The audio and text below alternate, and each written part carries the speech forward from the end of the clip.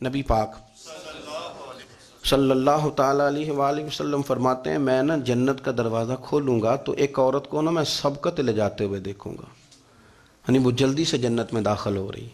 یا بعض شارحین کہتے ہیں کہ حضور داخل ہوتے ہی سب سے پہلے اس کا چہرہ دیکھیں گے.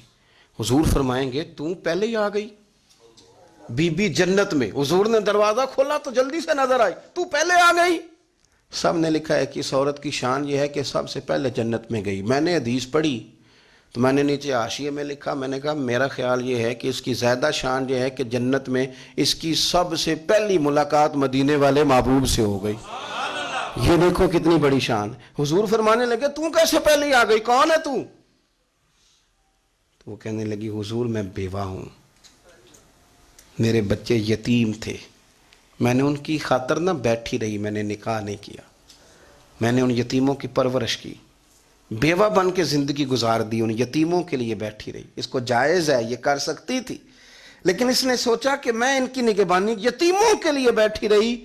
آج شان یہ ہے کہ مدینے والے کے لیے جب دروازہ کھلا ہے تو اس بی بی کو بھی رب کریم نے فوراً ہی جنت عطا فرما دی. یہ سب سے پہلے گئی. میں نے دیکھی ہیں ایسی عورتیں 23 سال میں بیوہ ہوئی پر عمر بچوں کے نام کر دی. اسے پتہ تھا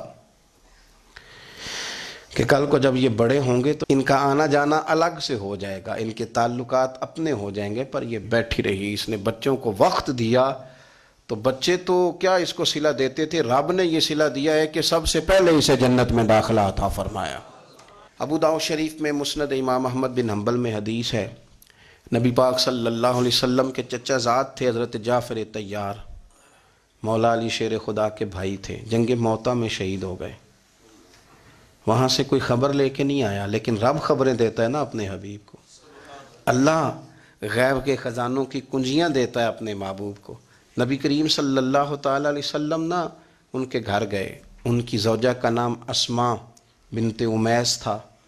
حضور نے فرمایا اسماء میرے بھتیجوں کو میرے پاس لاؤ، محمد بن جعفر اور عبداللہ بن جعفر رضی اللہ تعالیٰ عنہ. بچے قریب آئے، حضور کو پتہ ہے ان کے والد شہید ہو گئے.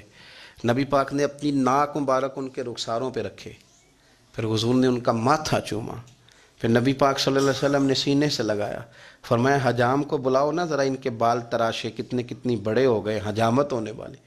حضور پیار کر رہے تھے، آنکھوں میں آنسو تھے، تو جناب اسماء قریب آئیں، کہنے لگے حضور میرے شوہر کی کوئی خبر آ گئی ہے.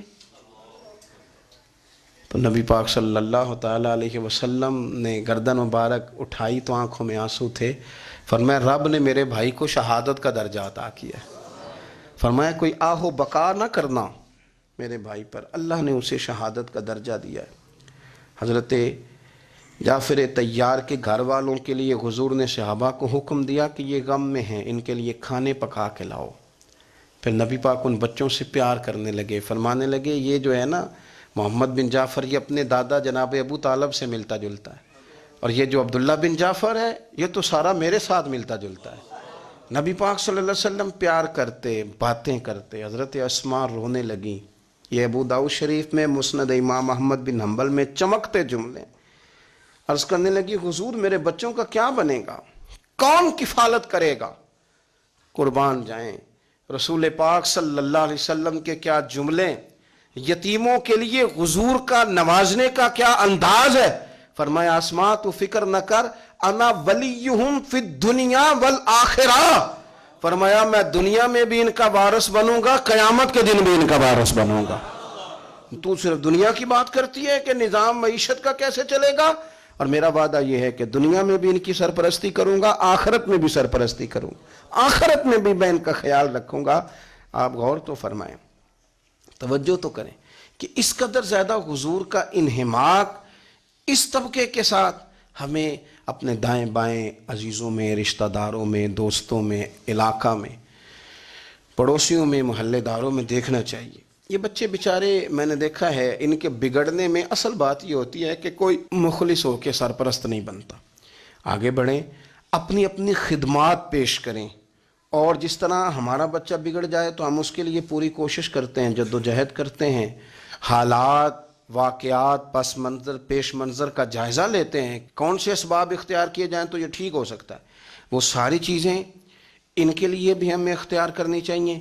اور یہ بچے اگر احساس ذمہ داری پکڑ جائیں، جو وارث سے محروم ہو جاتے ہیں، یہ اگر احساس ذمہ داری پکڑ جائیں تو پھر یہ قوموں کی قیادت کرتے ہیں، پھر یہ بہت بڑے جانباز ثابت ہوتے ہیں، پھر یہ اپنے گھر گھرانے کا نہیں، یہ ملتوں کے، قوموں کے لیے مشعل راہ بنتے ہیں۔ لیکن شرط یہ ہے کہ ہم ان کے لیے اپنے دلوں کو کشادہ کریں، سینوں کو وسیع کریں۔